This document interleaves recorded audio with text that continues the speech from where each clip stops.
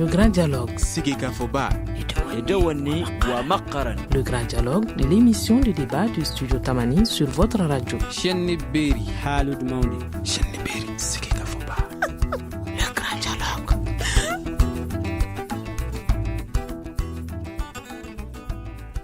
Mesdames et messieurs, bonsoir. Dans le grand dialogue de ce mardi, nous revenons sur l'excision. C'est à la faveur de la journée mondiale contre cette pratique, une journée célébrée ici au Mali le 6 février dernier. Pourquoi une journée mondiale contre les mutilations sexuelles? Parce qu'aux yeux de l'Organisation mondiale de la santé, la pratique constitue un véritable fléau au regard de ce qu'elle peut avoir comme conséquence selon l'OMS. Entre 130 et 140 millions de femmes ont subi une telle ou telle autre forme de mutilation génitale. Par an, souligne-t-elle, ce sont 3 millions de filles qui sont exposées à des mutilations génitales. Ici au Mali, selon les résultats de l'enquête démographique et de santé, 69% des filles de 0 à 14 ans dans les 5 premières régions du pays et dans le district de Bamako qui ont donc été victimes de mutilations génitales féminines.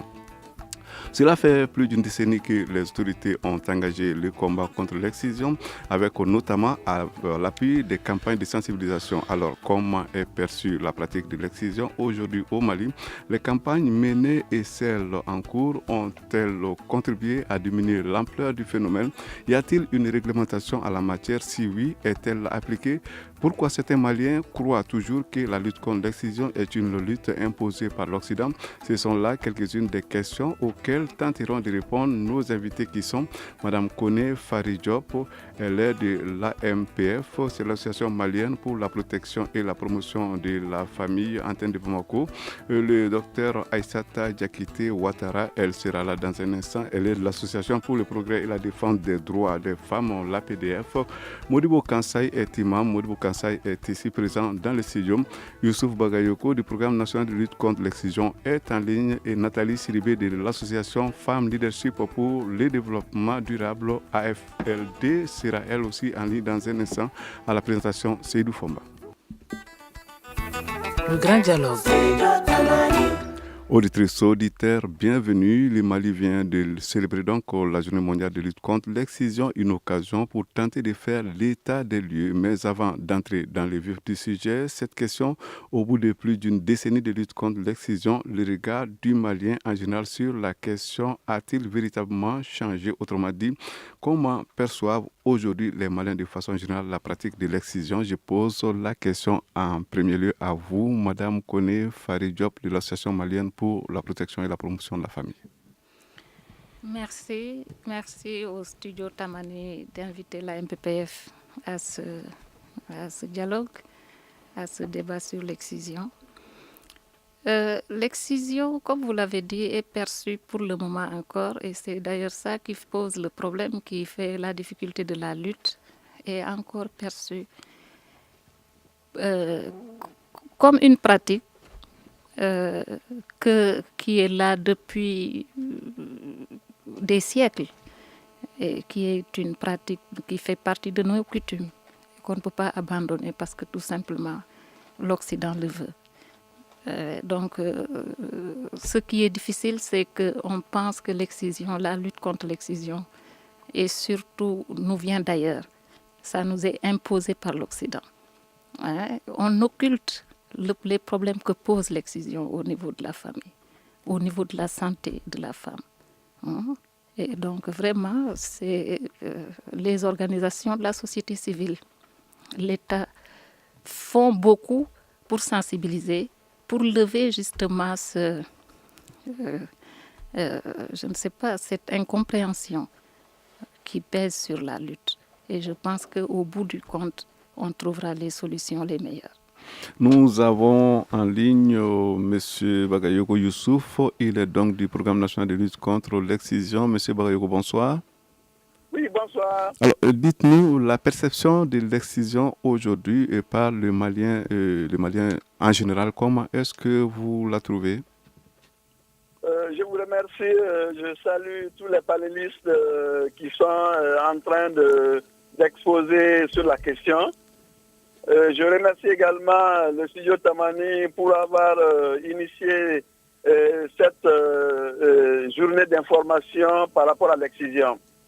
Et je sais que vous êtes un réseau mieux câblé, écouté. Ça permet en tout cas à nous, au niveau des acteurs de lutte contre la pratique de l'excision, d'intervenir pour mieux informer les populations par rapport à cette question. Et je vous remercie. Et en fait, la pratique de l'excision, comme vous le savez, on en parle depuis très longtemps.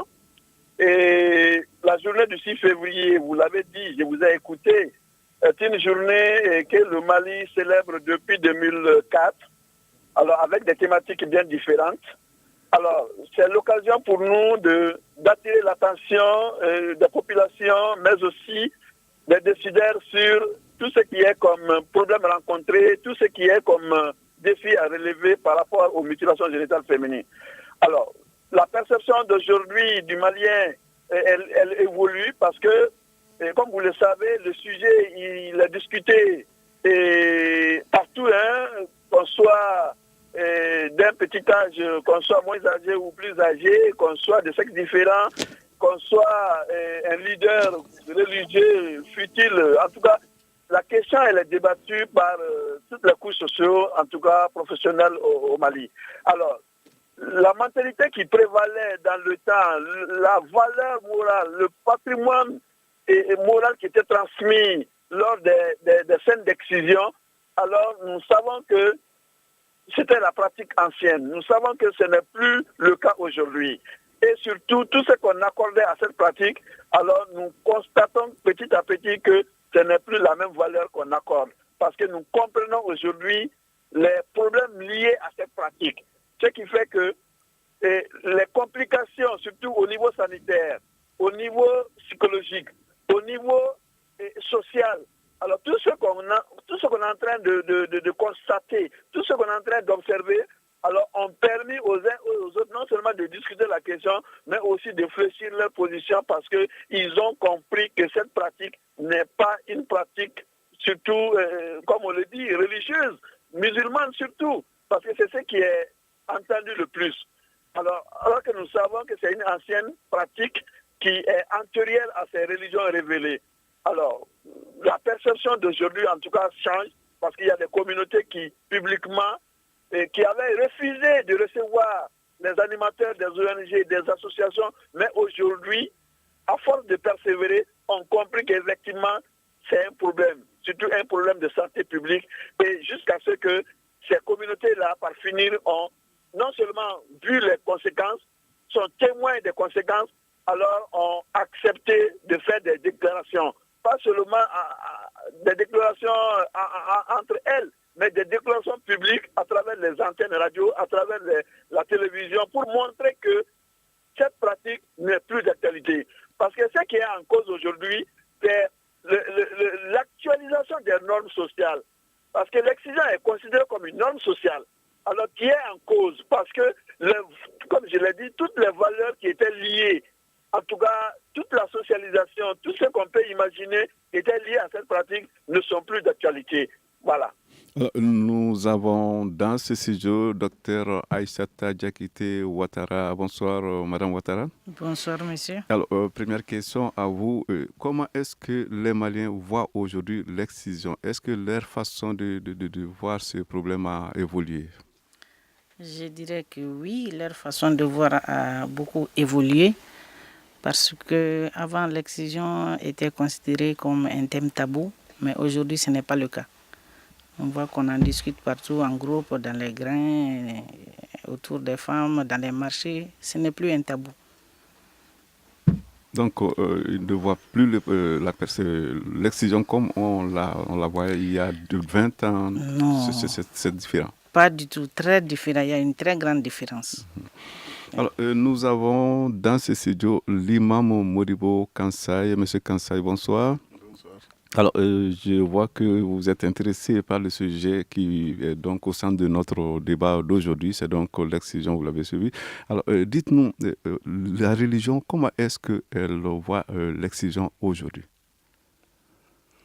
La religion musulmane, bien entendu. La religion musulmane, pour l'excision, pour les femmes, il n'y a pas de problème. Parce que avant ça, il y a une femme qui était en Médine, C'est ça qui est fait avant que le prophète soit prophète. Dès qu'il est venu à Médine, il a appelé les femmes là, il a demandé comment tu fais. Il a montré, donc il a dit, c'est un point stratégique, il faut faire beaucoup attention. Souvent tu blesses ou bien souvent tu fais des milliers. Donc il a montré les façons de faire. Si l'islam voit que c'est une chose qui n'est pas importante, donc depuis cela, Mahomet dit non, il faut laisser. Imam Kansa, je sais qu'au niveau de vous, leaders religieux, leaders musulmans, le sujet fait également débat parce que j'ai entendu quand même des leaders religieux dire que ce n'était pas une obligation. Oui, je ne dis pas que c'est une obligation, mais comme le prophète l'a dit, c'est une chose, pour le côté de l'excision des femmes, c'est comme il a dit, makrama, c'est-à-dire, c'est comme si les femmes font, donc tu deviens une grande femme. Donc que c'est quelque chose qui a fait tu es grand. Si tu as laissé comme c'était, tu es diminué. Hein? Mais en façon de faire, il faut trouver comment on fait. Est-ce que si on fait des faits, c'est bon ou bien c'est pas bon? Maintenant, l'islam peut parler de 7 points. Oui, mais l'imam, la société, elle évolue, la religion, elle aussi. Vous avez quand même entendu que c'est une pratique qui peut créer beaucoup de problèmes aux filles. Oui, mais c'est façon de faire seulement. L'important de l'islam, c'est façon de faire. C'est l'islam, parce que si ce n'était pas bon, Mahomet lui demandait qu'il laisse, c'est que moi j'ai retenu, mais c'est ça. Mais aujourd'hui, comme là ou non aujourd'hui, souvent les musulmans disent qu'il y a quelque chose qui est bon, qui n'est pas bon. Bon, si on dit ça, bon, c'est une parole qui est un peu, bon, qui pas n'est facile. pas, voilà, c'est pas facile. En tant qu'un bon croyant, c'est quelque chose qui n'est pas facile. Donc on doit aller voir des choses il faut qu'on voit si c'est blessant, il y a des 7 points ça. Si ce n'est pas blessant, il y a 7 points ça. Bon, si on dit que c'est quelque chose qui n'est pas bon, c'est une coutume des années, je sais, mais l'islam, il a reconnu. Il n'a pas laissé d'une façon. Bon, il a fait attention d'une façon pour ne pas blesser les femmes. Alors, cette question à présent, après tant de campagnes de sensibilisation, a-t-on pris conscience du danger qui représente, selon les spécialistes, l'excision pour la santé de celles qui la subissent? La question à vous d'abord, Madame Koné Faridjo. Bon. Les études l'ont montré, le niveau de prévalence est encore très, très, très élevé. Le DS parle de 91% des femmes de 15-45 ans qui sont excisées. Donc, je pense que la dangerosité de cette pratique n'est pas encore bien perçue. Si ça l'était, cela aurait évolué en décroissant. Bon, vraiment, et il faut dire qu'il y a beaucoup de choses qui nous montrent à quel niveau ce phénomène est dangereux et très grave. Nous, au niveau de notre association, au niveau de la société civile, nous faisons beaucoup de sensibilisation. Nous mettons l'accent sur justement les séquelles que cette pratique cause au niveau aux femmes excisées, les conséquences psychologiques que ça fait à la femme au niveau à toutes les étapes de sa vie. Mais je pense que vraiment, il faut que les leaders s'impliquent. Il faut que les religieux s'impliquent. Comme l'a dit l'imam, c'est une pratique qui n'est pas obligatoire.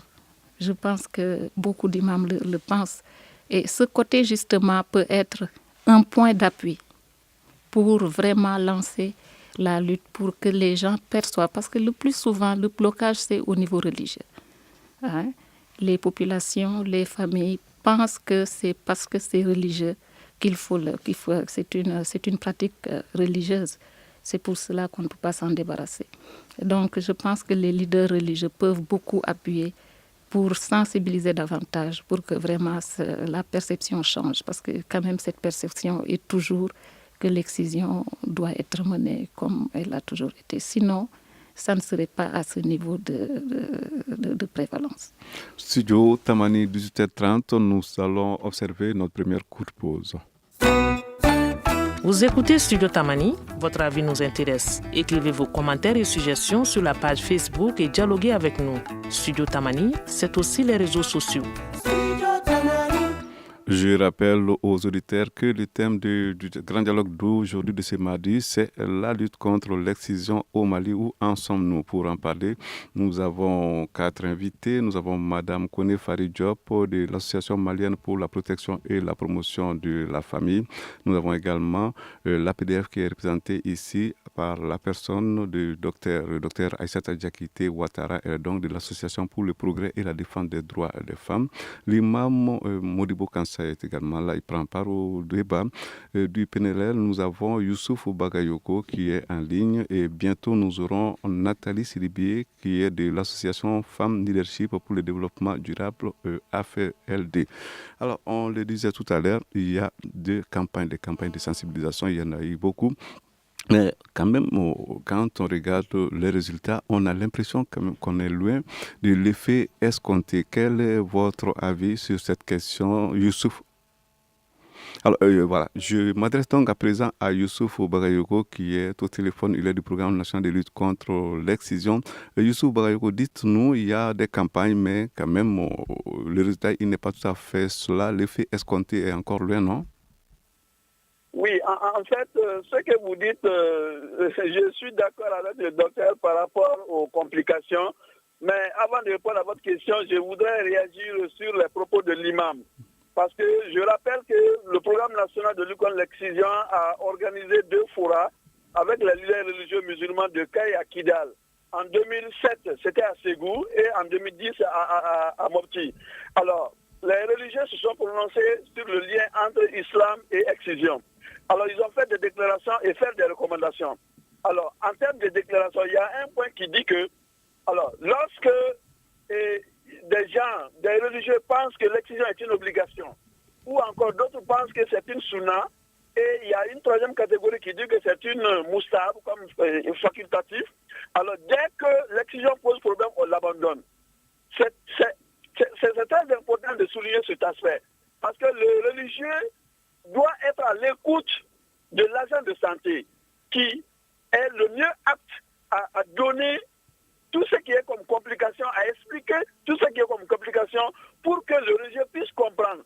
Parce que lorsque une pratique porte atteinte à l'intégrité physique, à la personne humaine, à la dignité humaine, alors le religieux, tout ce qui est porté, tout ce qui est atteinte à l'intégrité de la personne humaine n'est pas islamique. C'est ça qu'il faut comprendre. Alors, le rappel qu'il a fait par rapport à Oumou Atia, alors on le sait. Alors, celui qui a rapporté ces faits-là, alors les religieux eux-mêmes disent que la chaîne, elle est faible. La chaîne de transmission de ce hadith-là est faible. Parce que Oumou Atia serait une juive qui n'était pas une musulmane. Alors, le prophète, puisqu'il est pédagogique, paix et salut sur lui, dans sa démarche, pour ne pas faire abandonner aux païens toutes leurs pratiques, en tout cas coutumières, alors essayer d'emprunter une voie pédagogique pour petit à petit faire abandonner ces pratiques qui ne sont pas en lien avec la pratique de l'islam. Alors, par rapport aux prévalences, effectivement, 81%, je crois que le docteur l'a rappelé, c'est les 5 premières régions du sud, en tout cas au niveau du Mali, et le district de Bamako. Alors, si nous prenons Kaye, si vous voyez les statistiques de 2006 à 2010, à 2012, alors la prévalence de Kaye baisse de 98% à 95%.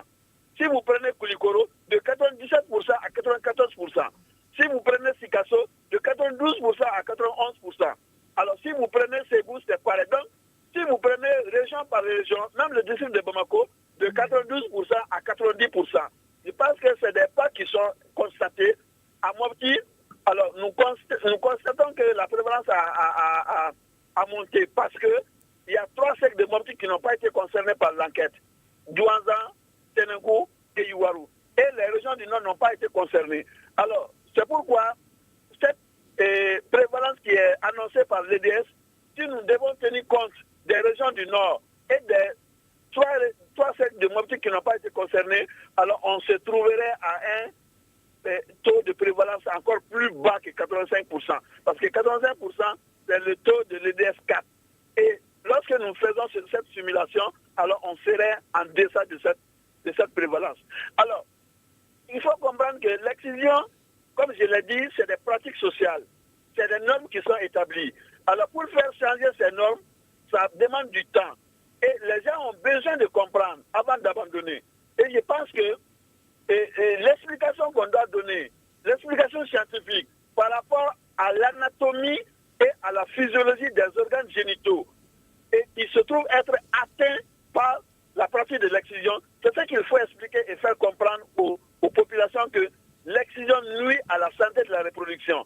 Alors, tout ce qui est nuisible à cette santé-là doit être abandonné. Même le religieux serait d'accord avec nous que tout ce qui va nuire à l'être humain, le religieux ne doit pas cautionner cela. Dans la mesure où un des piliers de l'islam, le jeûne, alors, il est dit que lorsque vous vous sentez malade, lorsque ça ne va pas sur le plan sanitaire, et que vous devez jeûner, le docteur peut vous conseiller de ne pas jeûner. Et l'islam est tolérant par rapport à ça. Donc, l'islam vous conseille de ne pas jeûner parce que ça risque d'aggraver votre maladie ou ça risque de poser des soucis de santé à votre niveau. Donc, pour dire tout simplement que voilà un pilier qui est obligatoire. Lorsqu'un agent de santé se prononce alors sur ton état de santé par rapport à ce jeune-là, tu dois l'abandonner. Alors que cette pratique n'est ni obligatoire, ni sunna, c'est facultatif. Alors dès que c'est facultatif et que l'agent de santé qui est assermenté, qui se prononce là-dessus, alors il est tout à fait logique et raisonnable qu'on doit être à l'écoute de ce personnel de santé parce que c'est son domaine de compétence, parce qu'il sait ce que c'est cette pratique et ses complications. Donc, pour dire tout simplement que des communautés, je l'ai dit, ont compris. Aujourd'hui, nous avons dénombré 1211 communautés qui ont accepté de faire des déclarations publiques ou de signer des conventions locales contre cette pratique, sans compter des centaines de villages, de communautés qui ont cessé la pratique sans faire de déclarations, ou encore des centaines de villages au Mali qui n'ont jamais pratiqué l'excision. Donc l'excision n'est pas une pratique dans leur coutume. Donc il faut relativiser les choses. Monsieur Bagayogo, on vous retrouvera dans un instant, le temps de retourner dans ce studio pour donner la parole au docteur Aïssata Diakité Ouattara. Alors, Madame Ouattara, vous savez qu'il y a beaucoup de campagnes, mais les chiffres sont là et ils parlent. Bien sûr. Alors, votre avis? Les chiffres parlent, ça veut dire que la sensibilisation est en train de porter fruit. Puisque, comme disait M. Bagayogo, l'EDS6 a dit que la prévalence est de 85,2% au Mali actuellement. Donc on voit qu'il y a une baisse nette de la pratique maintenant. Je vois que aussi il n'est pas dit qu'au Mali un jour il n'y aura pas une loi. C'est quelque chose qu'il faut en parler aussi, puisqu'il y a des projets de loi qui sont en cours. Et après la sensibilisation, obligatoirement, il y aura une loi au Mali. Puisque dans tous les pays voisins, déjà, il y a une loi qui existe pour interdire cette pratique, qui nuit à la santé de la femme, à la santé de la reproduction, à la santé de la famille tout court. Alors, nous avons à présent en ligne Nathalie Sidibé, elle est de l'association Femmes Leadership pour le développement durable. Alors, dites-nous, Nathalie Sidibé, cette question de l'excision pour votre association, c'est un problème quand même auquel vous accordez beaucoup d'importance. Hein? Nathalie Sidibé. Alors, je crois que nous allons essayer de revoir parce que la liaison semble assez terrible parce qu'on ne comprend rien de ce que disait Nathalie Sidibé. Nous allons en attendant retourner dans ce studio. L'imam est là, Modibo Kansaï. Modibo Kansaï, vous avez donc entendu Youssouf Bagayoko du Programme national de lutte contre l'excision. J'ai eu l'impression que vous avez envie de réagir. Non, je n'ai pas envie d'arranger. Vous êtes d'accord avec ce qu'il dit? Oui, parce qu'il a dit que Sunna, et puis il a parlé des Mustahab. Donc, tous les Mustahab, tous les Sunna, donc on voit Déjà que si l'islam parlait, donc on doit l'avoir. Parce que c'est un sunna, donc c'est sunna surtout à propos des femmes, que mustahab. Mais si mustahab d'un part, s'il blesse, souvent, mais s'il ne blesse pas, on peut continuer ou on peut laisser, ça dépend. Voilà, je crois que ça dépend docteur... surtout de l'islam. Mais moi, je ne vais pas l'imposer. Surtout comme certains ont dit, on peut pas. Peut-être la loi avait posé, celui lui a posé. Bon, c'est quelque chose qu'on doit le voir. Parce que souvent, quelque chose en début, on veut laisser à côté. Dans l'avenir, on veut voir les conséquences. Dans l'avenir, on veut voir les conséquences. Donc, il faut que ce pays-là, c'est un pays de l'islam, c'est un pays de quoi? Comment je vais dire? Donc vous êtes compris, voilà. Imam. À présent, nous allons donner la parole au docteur Voilà, le docteur Aïssata Diakité Ouattara qui va donc réagir. D'accord. Je vais demander à l'imam ce que Issou Barayogo a dit concernant le jeûne. Quand quelqu'un est malade, il vient nous voir. Nous, on apprécie son état de santé, voir s'il peut jeûner ou pas. L'islam autorise ça. On dit de ne pas gêner, la personne ne gêne pas, l'imam ne dit rien. Je n'ai pas fini, s'il vous plaît, l'imam. Alors, concernant la santé de la femme aussi, surtout la santé de la reproduction, si le docteur dit que il ne faut pas faire cette pratique parce que ça peut nuire à la santé de la reproduction de la femme, l'imam doit écouter. Comme il accepte de ne pas faire le jeûne, que l'imam accepte aussi de ne pas qu'on n'exige pas les filles parce que ça nuit à leur santé. Madame, je suis d'accord avec vous d'un côté. Et d'un côté, oui. il y a des problèmes. Parce que les docteurs, il faut faire beaucoup d'attention. Parce que les docteurs, c'est comme un musulman docteur. En cadre d'islam, il faut parler dans cadre islam. Si quelqu'un est gêné, ou bien s'il ne gêne pas. S'il y a des problèmes, ou bien s'il y a des problèmes. C'est le médecin qui est le responsable principal devant le Dieu. Est-ce que vous avez compris ça? Donc, si il touche, il va frapper quelque chose, on va laisser. Mais s'il ne touche pas, il va y son santé, ça ne veut rien. Donc, il va continuer comme le Maouin l'a dit, c'est les 2 points. Mais, on l'attend, les paroles du docteur. Si le docteur dit, il n'y a pas de problème. Donc, en tant que musulman croyant, le docteur il a dit, c'est le docteur qui est le responsable maintenant. Bien sûr. Il n'y a pas de problème avec les gens à mon coopération. Hein. Parce qu'il y a un certain point, il faut qu'on l'attend avec le docteur. S'il a dit, vraiment, moi j'ai de l'estomac, vous ne pouvez pas gêner. Donc, en tant que musulman, moi je parlais, en tant que lui est un musulman, il parlait au cadre d'islam, moi je n'ai pas de problème. C'est ça. Alors, nous avons donc... Alors, vous êtes compris, l'imam, nous avons cette fois-ci, je crois que la liaison est bonne, Nathalie Sidibé de l'association Femmes Leadership pour le développement durable. Alors, dites-nous, Nathalie, je crois que l'exigence est un sujet auquel vous, personnellement, vous êtes beaucoup sensible. Hein? Oui, bonsoir à tous.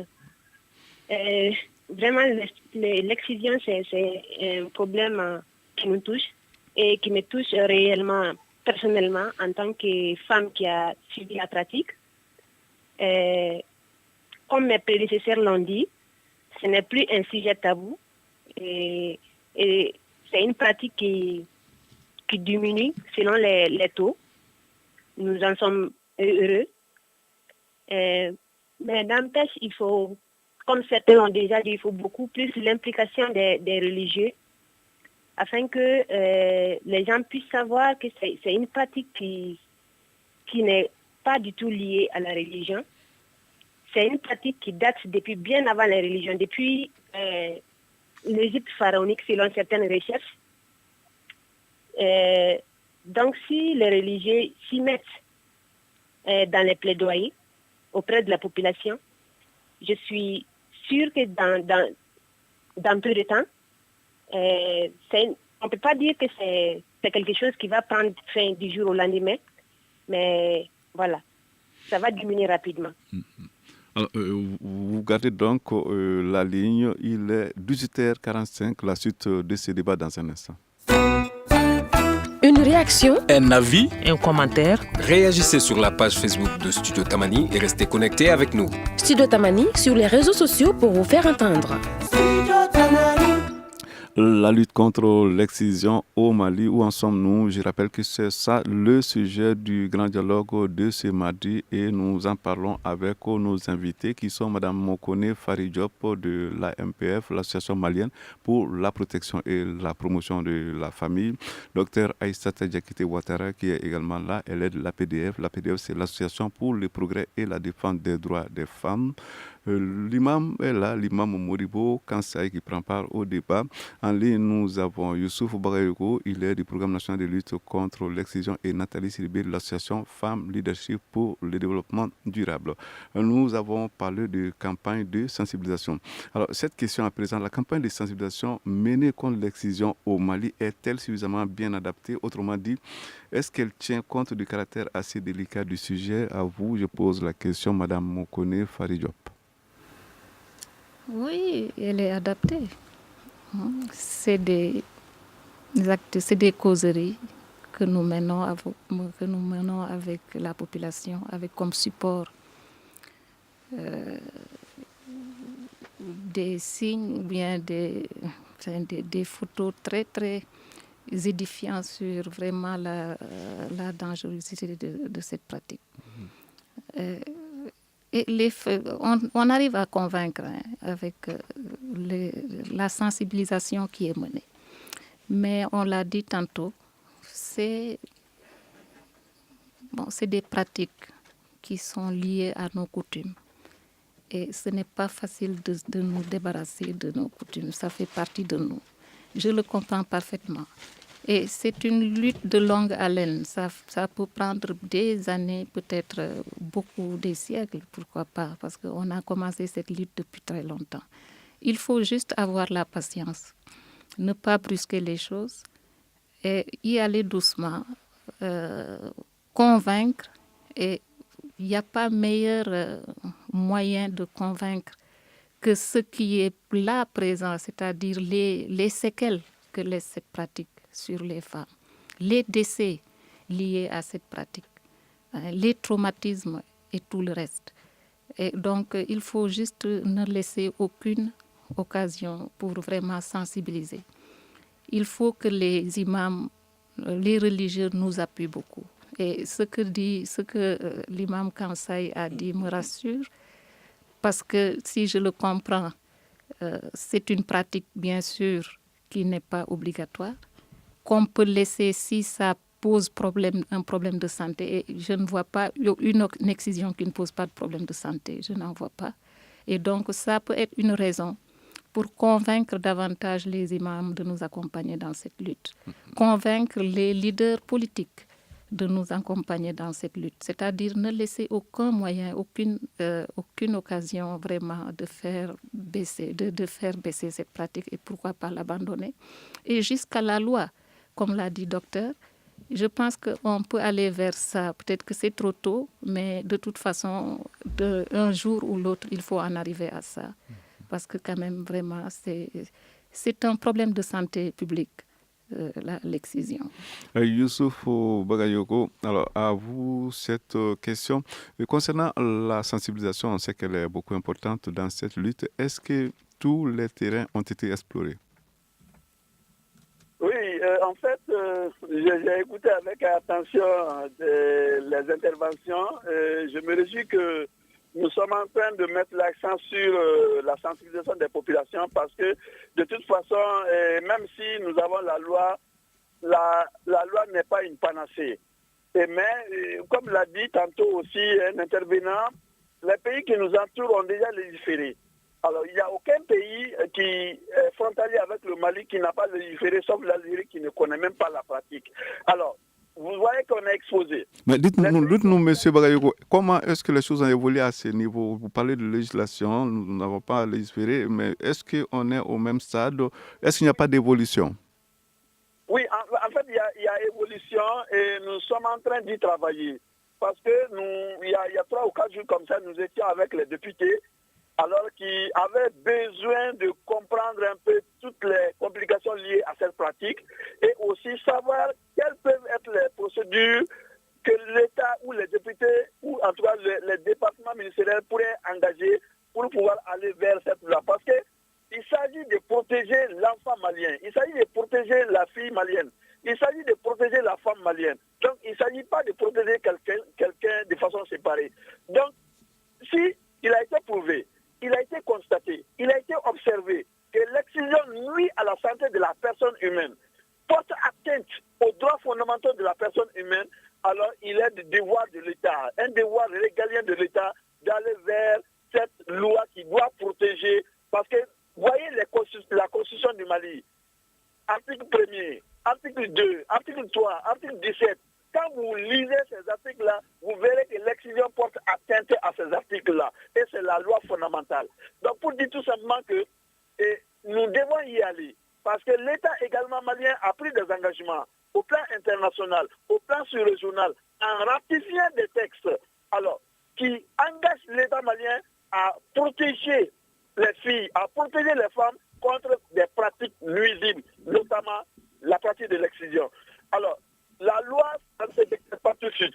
La loi se prépare. Nous sommes en train non seulement de réunir toutes les évidences au niveau communautaire, parce que les villages qui ont déjà déclaré l'abandon, qui ont fait des signatures, sont en train de réclamer cette loi pour en tout cas les protéger davantage. Parce qu'eux, à défaut de la loi, ont pris des engagements au niveau communautaire pour interdire sur leur territoire des communes.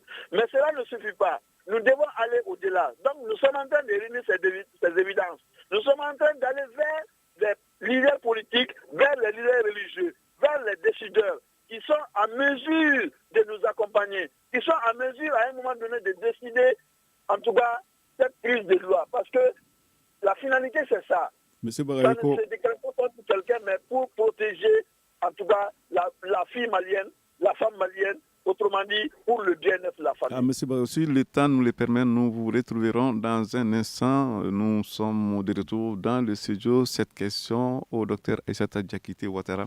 Alors, dites-nous, Madame Ouattara, si l'on en arrivait un jour à mettre en vigueur une loi qui réprime l'excision, quelles pourraient en être les conséquences? Une telle démarche ne risquerait-elle pas de rendre la pratique plus clandestine et plus risquée? Qu'est-ce que vous en pensez? Je pense que prendre une loi serait bonne. Même si ça va être une loi décisive, il faut la prendre quand même. Mais avec un travail en amont, peut-être. Avec un travail en amont qui est en train de se faire, comme vient de le dire Bagayoko. Ce travail est en train de se faire. Ils sont en train de sensibiliser les députés et aussi de rappeler aux députés les conventions que le Mali a signées, que le Mali a ratifiées et que le Mali doit appliquer. Donc, si on voit, d'un côté, on pourra dire que le Mali est en train même de violer ses lois. Parce que l'excision est une pratique qui est nuisible à la femme, à la santé de la reproduction. Et toutes les conventions que le Mali a signées, internationales, sous-régionales ou nationales, parlent un peu de l'abandon de cette pratique. Parce que ça nuit à la santé de l'enfant, de la fille et de la femme. Donc je pense qu'avec une prise de loi, légiférer sur cette loi ne pourra pas donner l'effet contraire. La clandestinité peut-être va se faire, mais beaucoup peuvent laisser aussi en se basant sur la loi. Si je fais, c'est interdit, donc je peux être réprimé, je peux être enfermé. Ça fera en sorte que beaucoup vont laisser cette pratique. À présent, votre réaction, Madame Kone Faridjop.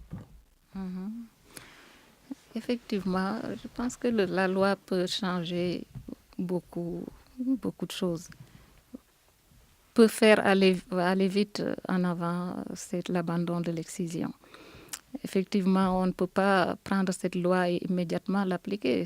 C'est une loi peut-être dissuasive qui simplement est là pour vraiment faire comprendre aux gens que quand même c'est la santé des filles qui sont en jeu et on ne joue pas avec. bon, pour le moment, on met l'accent sur la sensibilisation, c'est une bonne chose. Et comme l'ont dit mes prédécesseurs, mes collègues, ça fait déjà effet, ça donne des résultats. Souhaitons que ça aille encore plus loin. La loi viendra en appui à tout ça. Et je pense que ce problème de clandestinité, c'est à craindre bien sûr, mais ça ne peut pas être un frein. Hein? Il y aura toujours des problèmes certainement. Mais je pense que le fait que cette loi peut peser sur les gens, leur montrer que vraiment cette pratique-là, elles doivent l'abandonner au risque de, bon, je ne sais pas, de leur liberté ou pourquoi pas, d'encourir certaines sanctions. Je pense que ça peut être plus dissuasif aujourd'hui que la sensibilisation tout court. Mais bon, on fera en tout cas avec ce qui sera décidé. Pour le moment, on en est encore à la sensibilisation. On est en train aussi de convaincre les décideurs, peut-être, comme ils l'ont dit, au niveau des exciseuses, que cette loi est nécessaire. On met toujours aussi l'accent sur la sensibilisation. Les médecins doivent faire beaucoup parce que c'est eux qui connaissent effectivement la gravité de cette pratique. Donc, ils doivent aussi s'impliquer davantage, expliquer davantage, montrer ce qu'il y a à montrer pour que les gens se rendent compte, parce que j'ai l'impression que jusque-là, il y a encore quelque chose qui reste dans la conscience, dans la perception de la nocivité, de cette pratique. Donc vraiment, je pense que vraiment si on s'y met tous, je pense qu'on peut faire beaucoup pour faire reculer cette pratique le plus loin possible.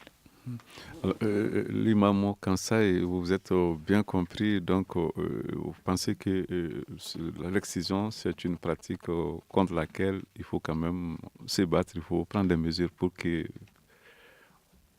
un jour on l'abandonne? Bon, c'est le médecin qu'on appuie. C'est le médecin qu'on appuie à leur parole pour cette... Autrement dit, vous êtes derrière les médecins, c'est ça? Oui, moi je suis derrière les médecins, parce que le médecin qui connaît les problèmes. Parce que c'est quelque chose, on dit sunna khifada. C'est-à-dire sunna to rasoul yamni khafada, yani lisa. C'est-à-dire, c'est pas obligatoire, mais il faut faire beaucoup attention. Si le prophète l'a dit, son parole c'est sacré. Son parole entre l'homme et entre les dieux. Mais c'est le médecin qui voit maintenant. Entre la gravité, prend ou à laisser. S'il y a des problèmes, on dit nous ne connaissons rien. On demande le médecin. Alors, il nous reste juste, d'ailleurs, moins de 2 minutes. Alors, docteur Aïssata Diakité Ouattara, le mot de la fin. Le mot de la fin, je souhaite que l'excision soit abandonnée au Mali pour de bon. Et dans un temps bref, si possible. Docteur, Madame Koné Faridiop, puisqu'il reste encore quand même quelques dizaines de secondes. Oui, un appel, un grand appui, un sursaut pour que vraiment tout le monde s'y mette. Et en avant les imams, les religieux, qui ont un poids très très fort dans la conscience des gens. Et je pense que s'ils nous appuient, ça peut aller plus loin. Voilà, c'est sur ces propos que s'achève le grand dialogue de ce mardi. Je rappelle que le thème, c'était l'excision, la lutte contre l'excision au Mali. Où en sommes-nous? On participait au débat Mme Koné Faridiop de l'Association malienne pour la protection et la promotion de la famille, le Dr Aïssata Diakité Ouattara de la PDF, l'Association pour le progrès, la défense et la défense des droits des femmes, l'imam Modibo Kansai, qu'il faut beaucoup remercier également. Nous avions en ligne Youssouf Bagayoko, il est du PNLE, c'est-à-dire le Programme national de lutte contre l'excision, et Nathalie Sidibé de l'association Femmes Leadership pour le développement durable qui était également en ligne. Mise en onde Gagné Kanté et régie vidéo Mamadou Ouattara et réalisation Ousmane Diadje Traoré. On se retrouve demain. Le grand dialogue. Sigi Kafoba. Et Edawani wa makaran. Le Grand Dialogue, l'émission de débat du studio Tamani sur votre radio. Shenni Beri Halud Mauni.